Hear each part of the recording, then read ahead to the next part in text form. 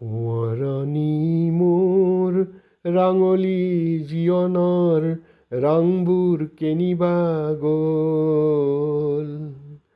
পাহৰণি আন্ধাৰত ধুনীয়া অতীতৰ জীৱন্ত সমাধি হ'ল।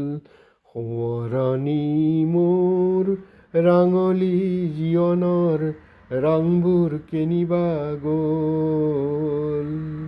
নাই, ৰংবোৰ গুচি যোৱা নাই। এয়া ভূপেন হাজৰিকাৰ এটি গীতেৰে মই আজি আৰম্ভ কৰিছোঁ। মই ৰসায়ন শাস্ত্ৰ জীৱনৰ কিয়দাংশ পাছলৈ আকৌ বনাম। আজি কেইখনমান পুৰণা বহী কিতাপ পাই আগবঢ়াইছোঁ। মই যেতিয়া দেৰগাঁও উচ্চতৰ মাধ্যমিক বিদ্যালয়ৰ বিজ্ঞান শাখাত পঢ়ি আছিলোঁ তেতিয়া মই কেমেষ্ট্ৰি পঢ়ি ভাল পাইছিলোঁ। এইখন কেমেষ্ট্ৰিৰ তেতিয়াৰ প্ৰেক্টিকেল বহী মই দেখুৱাইছোঁ।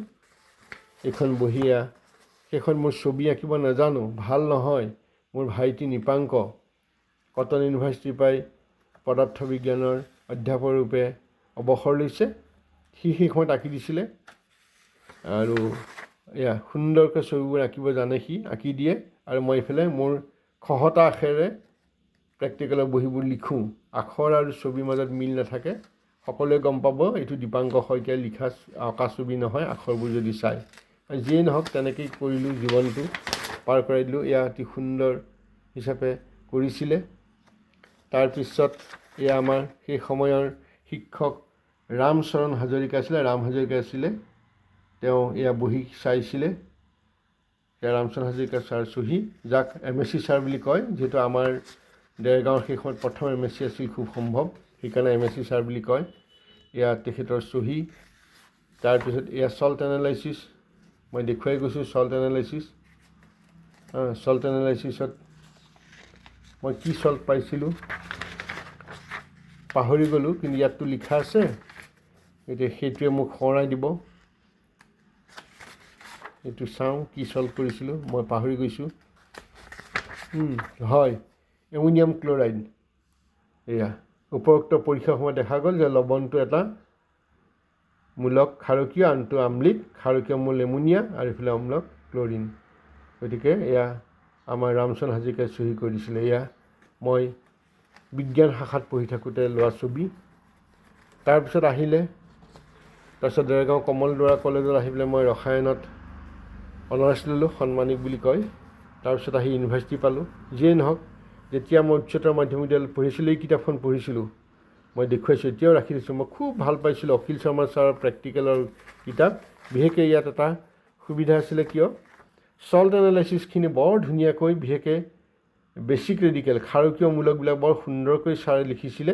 আৰু এইখনেই মোৰ গাইড বুক আছিলে। এইখন পঢ়িয়েই চল্ট এনালাইচিছবিলাক কৰিছিলোঁ সেই সময়ত। এই কিতাপখন এতিয়াও ৰাখি দিছোঁ, খুব মৰম লাগে। এই কিতাপখন মই খুব ভাল পাওঁ।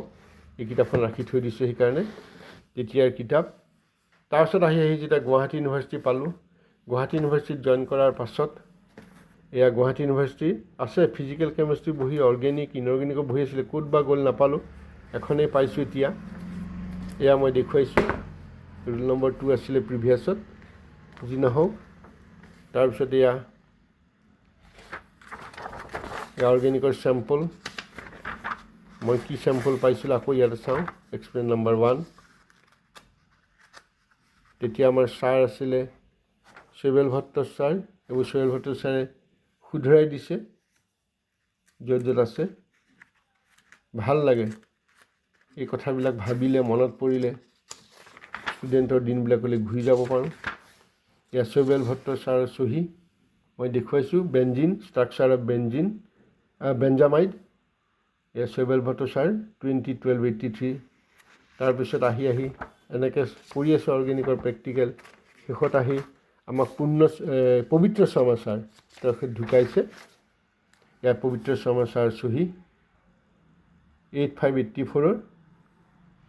ইয়াত the supplied solution contain 0.043 gram phenol, strength of, এইবোৰ ইয়াৰ লিখা হৈছিলে, কেনেকৈ উলিয়াইছিলোঁ এইবিলাক আছে। তাৰপিছত ক্লাছত যেতিয়া ফাইনেল ইয়েৰত পঢ়িছিলোঁ, এখন ক্লাছৰ বহি আছিলে, মই দেখুৱাই দিছোঁ।